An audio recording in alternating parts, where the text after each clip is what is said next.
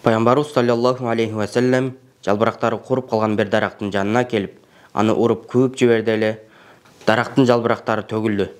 Ошондо Пайғамбарыбыз саллаллаху алейхи ва саллям айтты: шек күмөнсүз ушул дарактын жалбырагы төгүлгөн сыяктуу Субханаллах, Альхамдулиллах, Ла илаха иллаллах, Валлаху акбар деп айтуу менен пенделердин да күнөөлөрү төгүлөт деди.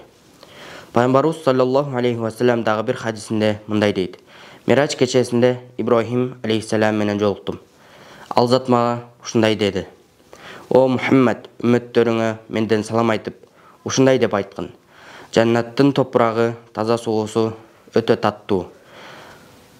Ал жерге эгилүүчү уруктар үрөөөндөр.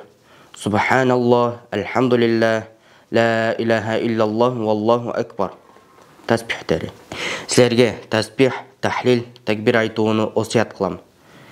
Буларды айтканыңарда бармактарыңар менен санап айткыла.